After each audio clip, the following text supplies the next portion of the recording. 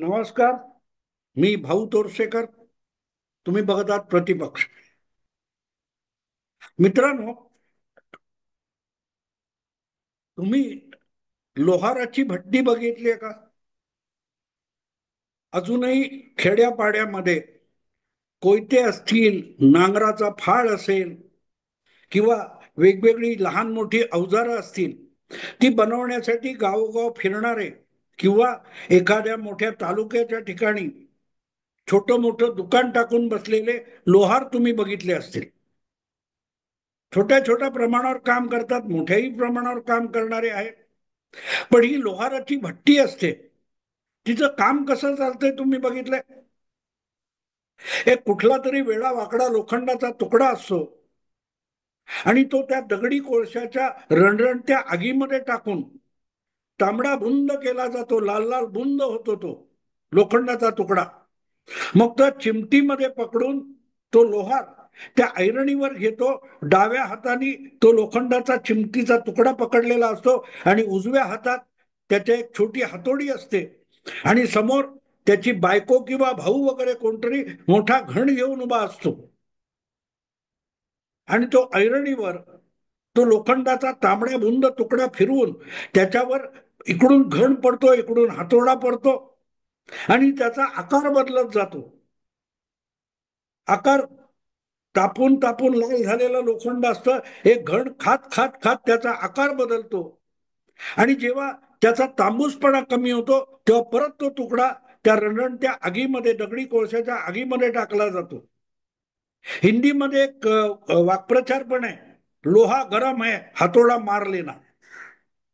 ज्या वेळेला ते लोखंड गरम असतं त्यावेळेला त्याच्यावर हातोडा मारायचा असतो आणि असं वारंवार करत ज्या वेळेला त्या मूळ लोखंडाच्या तुकड्याला एक वेगळा अपेक्षित किंवा आवश्यक असलेला आकार दिला की तो लोहार त्याच चिमटीमध्ये पकडून तो नवीन तयार झालेला लोखंडी आकार जवळ असलेल्या एका घमेल्यासारख्या भांड्यामध्ये जे पाणी असतं त्याच्यात टाकतं आणि लोखंड थंड होतं.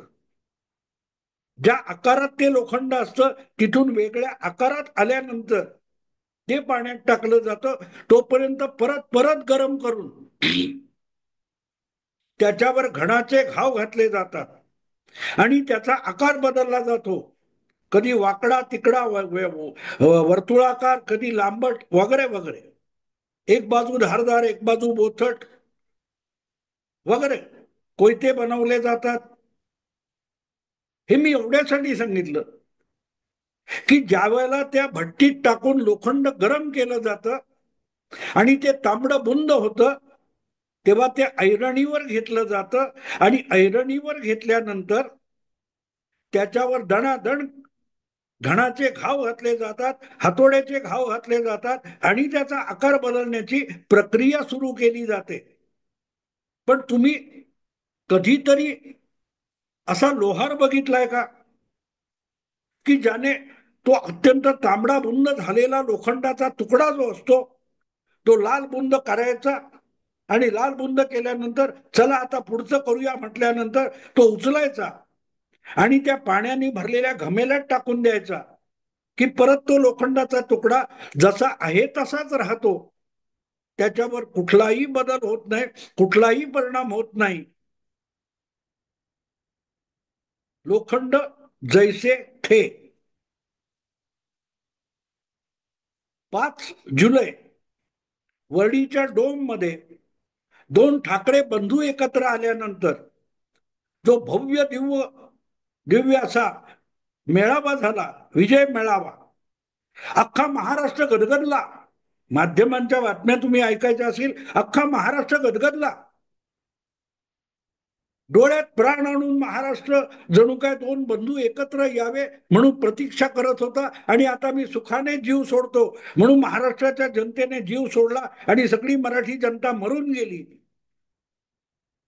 अशा पद्धतीत जी वर्णनं चालली होती त्यांना हे दिसलं नाही की दोन भावांनी जी भाषणं केली त्या भाषणानंतर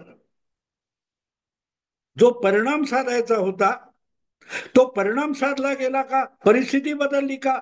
जी परिस्थिती होती, ज्या परिस्थितीचा आकार प्रकार जो काही होता तो बदलला का? ढिम्म काही बदललं नाही. आठवून बघा, आधी राज ठाकरे बोलले, मग उद्धव ठाकरे बोलले. तो सगळा डोम भरल्यानंतर अतिशय नाट्यमय रीतीने एका बाजूने उद्धव ठाकरे, दुसऱ्या बाजूने राज ठाकरे हे मंचावर आले. बाकी मंचावर कोणीही नव्हतं. आणि मग त्यांनी लोकांना हात करत करत जवळ आले आणि एकमेकांना आलिंगन वगैरे दिलं. सगळा महाराष्ट्र भारावून गेला. मग भाषणं झाली, दोनच भाषणं झाली. अपेक्षेप्रमाणे राज ठाकरे हा अत्यंत फरडा वक्ता आहे. त्यामुळे त्यांनी जी काही 25 एक मिनिटाच्या आसपास भाषण केलं ते टू द पॉइंट होतं. नेमके आपण इथे का भाषण करायला आलोय, लोकांच्या अपेक्षा काय आहेत, विजय मेळावा कशासाठी आहे, याचं संपूर्ण भान असलेलं भाषण. म्हणूनच राज ठाकरे यांच्या त्या भाषणाकडे बघता येईल. मध्यंतरीच्या 1.5-2 महिन्यामध्ये जे आरोप प्रत्यारोप उलट सुलट चर्चा झाल्या, या सगळ्याची झाडाझडती घेत राज ठाकरे यांनी ते भाषण केलं. आणि ते भाषण किती मुद्देसूद आहे याचं प्रमाणपत्र आपल्या भाषणाला सुरुवात करतानाच उद्धव ठाकरे यांनी सुद्धा देऊन टाकलं. राजनी उत्तम मांडणी केलेली आहे, हे उद्धव ठाकरेंचं पहिलं वाक्य होतं. आणि पुढलं वाक्य उद्धव ठाकरे बोलले नाहीत, ते त्यांनी करून दाखवलं. राजने उत्तम मांडणी केलेली आहे विषयाची. आता मी ती सगळी मांडणी विस्कटून टाकतो. यापेक्षा नंतरच्या भाषणामध्ये वेगळं काय झालं ते तुम्ही मला सांगा. ते तुम्ही मला सांगा. एक वाक्य मी त्यातलं घेतो. राज ठाकरे यांच्याकडे आपल्या काकांची जी ढब आहे, भाषणाची जी शैली आहे, अतिशय खोचक आणि अगदी पिन पॉइंटेड मुद्दा आणि विषय आणि शब्द घेऊन बोलणारे राज ठाकरे यांनी सांगितलं की बाळासाहेबांना सुद्धा जे जमलं नाही, शिवसेना प्रमुख, शिवसेना संस्थापक बाळासाहेब ठाकरे यांना त्यांच्या हयातीत जे जमलं नाही ते देवेंद्र फडणवीसांनी करून दाखवलं. या वाक्याचा गर्भित अर्थ उद्धव ठाकरे यांच्या मेंदूत तरी शिरला का, असा मला पडलेला खरा प्रश्न आहे. कारण आपण जी शिवसेना स्थापन केली आणि आपल्या पुढल्या पिढीकडे राज किंवा उद्धव, पुतणे आणि मुलगा, यांच्याकडे शिवसेनेची धुरा सोपवण्याची कल्पना बाळासाहेबांच्या डोक्यात होती, ती लपून राहिली नाही. पण ते त्यांच्या डोळ्यासमोर सगळं स्वप्न विस्कटून गेलं. ते कोणापुढे गेलं हे नव्याने सांगण्याची गरज नाही. पण जे काय झालंय ते विस्कटलेलं स्वप्न परत एकत्र येऊन अखंड व्हावं ही बाळासाहेबांची इच्छा होती, यात दुमत असण्याचं कारण नाही. पण ते होऊ शकलं नाही असं जेव्हा राज ठाकरे म्हणतात आणि ते बाळासाहेबांना जमलं नाही ते देवेंद्र फडणवीसांनी केलं, याचा अर्थ काय होतो? देवेंद्र फडणवीस अनाजी पंत आहेत. आम्हाला परिस्थिती देवेंद्र फडणवीसांच्यामुळे अशी आली की 2 भावांना 20 वर्षानंतर एकत्र यावं लागलं. आणि ती परिस्थिती देवेंद्र फडणवीस मुख्यमंत्री असताना निर्माण झाली असं राज ठाकरेंना म्हणायचे. आणि उद्धव ठाकरे तोच विषय किती उलट्या टोकाला जाऊन मांडतात बघा, की मधला अंतरपाठ अनाजी पंतांनी.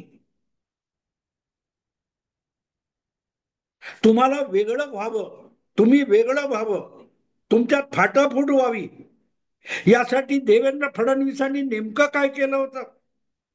2005 मध्ये राज ठाकरे शेवटी कंटाळून, आपल्या थोरल्या चुलत भावाला कंटाळून शिवसेनेतून बाहेर पडले आणि बाळासाहेब हयात असताना त्यांना लेखी पत्र देऊन शिवसेनेतली सगळी त्या पत्र काय ती पद अधिकार पद त्यागून राज ठाकरे बाहेर पडले. त्यावेळेला देवेंद्र फडणवीस हे नाव महाराष्ट्राच्या राजकारणात फारशा कोणाच्या खिचगणतीत सुद्धा नव्हतं. देवेंद्र फडणवीस हे महाराष्ट्राच्या नव्हे भाजपच्या राजकारणात सुद्धा सतत घेतलं जाणारं चर्चेला जाणारं नाव नव्हतं. एक नवा उदयाला येणारा भाजपचा वैदर्भीय नेता या पलीकडे देवेंद्र फडणवीसांची ओळख 2005 मध्ये नव्हती. मग तुम्हा दोन भावांना बाजूला करायला अनाजी पंत देवेंद्र फडणवीस अंतरपाठ घेऊन उभे राहिले. हा शोध उद्धव ठाकरेंनी कुठून लावला आणि इथे दोन भावांमधलं डेप्थ गहराई ज्याला म्हणतात, वैचारिक आणि बौद्धिक खोली म्हणतात, त्याचं उत्तर आपल्याला मिळतं की आपण 20 वर्षापूर्वी दुरावलो होतो, वेगवेगळ्या कारणासाठी दुरावलो होतो, पण देवेंद्र फडणवीसांनी जी काही परिस्थिती निर्माण केली त्यामुळे आपल्याला एकत्र यावं लागलं असं सांगत एक प्रकारे देवेंद्र फडणवीसांनी कशासाठी केलं असेल काय असेल, पण मराठी माणसासाठी एक चांगली घटना घडवण्याला देवेंद्र फडणवीस कारणीभूत झाले असं राज ठाकरे सांगतायत. आणि आम्हाला दुरावणारा कोण होता तर अनाजी पंत देवेंद्र फडणवीस होता. अशा प्रकारचा जावई शोध उद्धव ठाकरे लावतात. इथे दोघांच्या राजकारणाची समज आणि खोली आपल्या लक्षात येते. कुठेही राज ठाकरे बाहेर पडले, त्याच्या आधी नारायण राणे बाहेर पडले, या सगळ्यामध्ये देवेंद्र फडणवीस भाजपचा राज्यव्यापी नेता पण नव्हता, मुख्यमंत्री वगैरे गोष्टी दूरच्या आहेत. प्रदेश अध्यक्ष सुद्धा भाजपचा देवेंद्र फडणवीस नव्हता. त्यावेळेला हे दोन भाऊ वेगळे झाले. मग अनाजी पंत देवेंद्र फडणवीस आणि त्यांचा अंतरपाठ हा जावई शोध उद्धव ठाकरे कुठून लावतात हे त्यांचं त्यांना माहिती. आणि याचं कारण असं आहे की तो विजयी मेळावा कशासाठी भरवलाय, त्याची पार्श्वभूमी काय आहे, कुठल्या परिस्थितीतून या विजयी मेळाव्याची गरज निर्माण झाली किंवा मुहूर्त निघाला, याचं सुद्धा भान उद्धव ठाकरेंना त्या मंचावर उभं राहून बोलताना नव्हतं. याचा हा सगळ्यात मोठा पुरावा आहे की आपण कुठे आहोत, काय बोलतोय याचं पूर्ण भान एका भावाला होतं, धाकट्या भावाला होतं. आणि थोरल्या भावाच्या गावी सुद्धा, डोक्यात सुद्धा डोम मध्ये, वरळी डोम मध्ये विजयी मेळावा कशासाठी झालाय त्याचा थांग पत्ता नव्हता. राज ठाकरे यांचं भाषण बघा, त्या मराठी अस्मिता, मराठी भाषा, मराठी भाषेची सक्ती, तुमच्या कुटुंबातल्या कोणी मराठीतून शिक्षण घेतलं, कोणी इंग्रजीतून घेतलं, या सगळ्या आरोपांची झाडाझडती घेत, खाडाखोडी करत, सडे तोड उत्तर देत राज ठाकरे यांनी अत्यंत समर्थपणे विषयाची मांडणी केली. आणि उद्धव ठाकरे यांनी नंतर बोलताना ती सगळी मांडणी मोडून तोडून उद्ध्वस्त करून टाकली. जणू काय ही सभा 2024च्या लोकसभा आणि 2024च्या विधानसभा निवडणुकीसाठी घेतलेली एक प्रचार सभा आहे. अशा थाटामध्ये उद्धव ठाकरेंचं सगळं भाषण झालं. मराठी अस्मितेचा किंवा मराठी वर हिंदीच्या सक्तीचा लवलेश सुद्धा उद्धव ठाकरे यांच्या भाषणात नव्हता. मणिपूर ते मुंबई अशी पदयात्रा राहुल गांधींनी केल्यानंतर शिवाजी पार्कवर झालेलं त्याचा समारोप होता. तिथे भाषण जे राहुल गांधी उद्धव ठाकरेंनी केलं आणि वरळी डोम मध्ये 5 जुलै रोजी भाषण केलं, यामध्ये तसूभर फरक नाही. असेल तर तिथे हिंदू शब्द वापरला नव्हता, वरळी डोम मध्ये हिंदू बंधू भगिनीनो हा शब्द वापरला. एवढा फरक केला तर राहुल गांधींची समारोप यात्रा, यात्रेचा समारोप आणि वर्ल्ड डोम मधला विजय मेळाव्यातलं भाषण, यामध्ये उद्धव ठाकरेंना किंचितही फरक करता आला नाही. आणि म्हणून देवेंद्र फडणवीसांनी त्यावर प्रतिक्रिया देताना एका वाक्यात रुदालीचा कार्यक्रम म्हटलेला आहे. आणि म्हणूनच रुदाली म्हणजे काय तेही समजून घेणं भाग आहे. रुदाली नावाचा सिनेमा पण आला होता. राखी आणि कोणते डिंपल कापडिया वगैरे असे कलाकार त्यामध्ये होते. राजस्थानमध्ये एखादा मोठा श्रीमंत जमीनदार वगैरे मरण पावतो, तेव्हा त्याच्या मृत्यूनंतर मोले घातले रडाया असं आपल्या मराठीमध्ये म्हणतात, की रडायला कोणतरी पाहिजे, कोणतरी रडलं पाहिजे, म्हणून भाडोतरी रडणारे आणतात आणि ते तिथे धाय मोखलून रडतात. रड रड रडतात, 2-2, 4-4 तास पैसे घेऊन रडतात. त्याला रुदाली म्हणतात. कोण मेलाय, कुठल्या आजाराने मेलाय, त्यामुळे त्याच्या आप्त सखियांच्या दुःख वेदना काय आहेत याच्याशी काहीही कर्तव्य नाही. आपल्याला पैसे मिळत आहेत म्हणून रडायचं. हा उद्योग करणाऱ्याला रुदाली म्हणतात. आणि गेल्या जवळजवळ 2-3 वर्षामध्ये उद्धव ठाकरे यांची रुदाली होऊन बसली आहे. आणि तीच रुदाली अगदी विजयी मेळाव्यात सुद्धा रुदाली ही मैताच्यासाठी लढायला येते, पैसे घेते त्याची. उद्धव ठाकरेंना याचंही भान नाहीये की हा मंच हा राजकारणासाठी नाहीये. त्या मंचावर विविध पक्षाचे लोक डोम मध्ये, वरळी डोम मध्ये हजर असताना सुद्धा त्यांना खाली बसवण्यात आलं होतं. राज आणि उद्धव हे 2 ठाकरे बंधू वगळता मंचावर तिसरा कुठलाही पक्षाचा किंवा कुठल्याही विचारधारेचा नेता सुद्धा असता कामा नये अशी काळजी घेण्यात आली होती. राज ठाकरेंचं भाषण बारकाईने बघा. त्यांनी आपल्या सगळ्या भाषणामध्ये कुठेही पक्षीय राजकारणाचा वास येऊ नये याची काळजी घेतली. आपण हा विषय मराठी अस्मितेसाठी साजरा करतोय, विजय आणि विषय याचं भान प्रत्येक शब्दामध्ये होतं. आणि म्हणून ते झाल्यानंतर आपण या विषयासाठी उभे राहिलेले लेखक, पत्रकार, कलावंत, मीडिया यांचे आभार मानायचे राहून गेले याची कबुली करत दिलगिरी व्यक्त केली राज ठाकरेंनी सोशल मीडियातून. पण आपल्या सगळ्या भाषणामध्ये त्याला कुठेही राजकारणाचा, पक्षीय राजकारणाचा वास सुद्धा येऊ नये याची काळजी घेत राज ठाकरे एक एक शब्द बोलले. आणि उद्धव ठाकरेंना जणू काही याची चिंता होती की आपण मराठीसाठी उभे राहिलोय, मराठी अस्मितेसाठी उभे राहिलोय, मराठी भाषेसाठी उभे राहिलोय, याची आठवण सुद्धा नव्हती. आपण भाजप विरुद्ध, अमित शहा विरुद्ध, एकनाथ शिंदे विरुद्ध, नरेंद्र मोदी विरुद्ध, देवेंद्र फडणवीस विरुद्ध भाषण करायला उभे राहिलोय आणि समोर जमलेले सगळेच्या सगळे हे भाजपच्या विरोधातलं भाषण ऐकायला जमलेले आहेत. अशा भावनेतून आणि भूमिकेतून उद्धव ठाकरे एक एक शब्द बोललेले आहेत.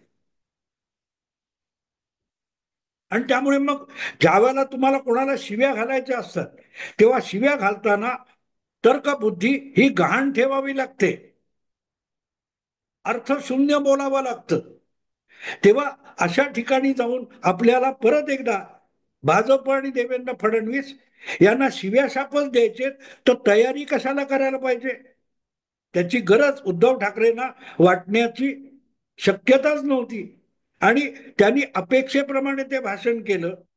पण मुद्दा असा होता की राज ठाकरेंनी ज्या प्रकारे, श्रीकांत ठाकरे, बाळासाहेब ठाकरे सुद्धा इंग्रजी माध्यमात शिकले, आमची मुलं तिसऱ्या पिढीतली इंग्रजी माध्यमात शिकली असतील तर पहिल्या पिढीची माणसं सुद्धा इंग्रजी माध्यमातच शिकली हे ठणकावून सांगितलं. हे थोरल्या भावाला नाही सांगता आलं. मुद्दा तो आहे मित्र. मुद्दा तो आहे. आपण रडायला उभे राहिलोय की ठणकावून उत्तर द्यायला उभं राहिलोय, याचं भान सुद्धा नसलेला माणूस शिवसेना चालवूच कशी शकतो. आणि म्हणून मग अंतरपाठ चिकार चुका काढता येतील, इतरांनी काढलेले आहेत, मी त्यात जात नाही, त्याची गरजही नाही. उद्धव ठाकरे शिवसेना का बुडवू शकले याचं सगळं उत्तर आणि सार आपल्याला वरळी डोम मधल्या विजय मेळाव्यातल्या उद्धव ठाकरेंच्या भाषणात सापडतं. खोके बोके एकनाथ शिंदेनी जय गुजरात बाटके, कोणीतरी एकाने व्हिडिओ टाकलाय, उद्धव ठाकरे सुद्धा जय गुजरात बोललेले आहेत. एकनाथ शिंदे जय गुजरात बोलले तर लगेच बाटके झाले. पण उद्धव ठाकरे सुद्धा एका गुजराती मेळाव्यामध्ये उद्धव ठाकरे आपडा जलेबीने फाफडा विसरले. जलेबी आणि फाफडासाठी आपडा झालेले आणि महाराष्ट्रासाठी किंबहुना शिवसेनेसाठी आपदा झालेले उद्धव ठाकरे यांच्या सोबत आपण का आलोय, हे मागे उद्धवचं भाषण ऐकत बसलेल्या राज ठाकरेंच्या चेहऱ्यावर दिसत होतं. कारण आपण एवढं लोखंड तापवलं, आवाज चढवला, जाळ निर्माण केला, त्यातून जो मराठी अस्मितेचा लोखंडाचा तुकडा आपण तांबडा बुंद केला, त्याच्यावर घण घालण्याऐवजी या माणसाने उचलून पाण्याने भरलेल्या घमेल्यात तो लोखंडाचा तुकडा टाकून दिला. त्याचा पश्चाताप राज ठाकरे यांच्या चेहऱ्यावर साफ साफ दिसत होता. अगदी टीव्हीवर बसून बघितला तरीही दिसत होता.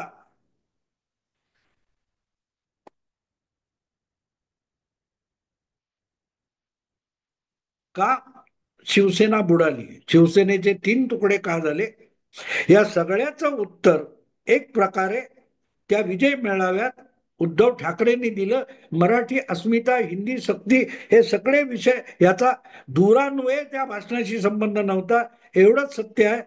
लोकांना नजरेस आणून देण्यासाठी बोललो. आवडलं लाईक करा, शेअर करा आणि प्रतिपक्षाला सबस्क्राईब करा. नमस्कार.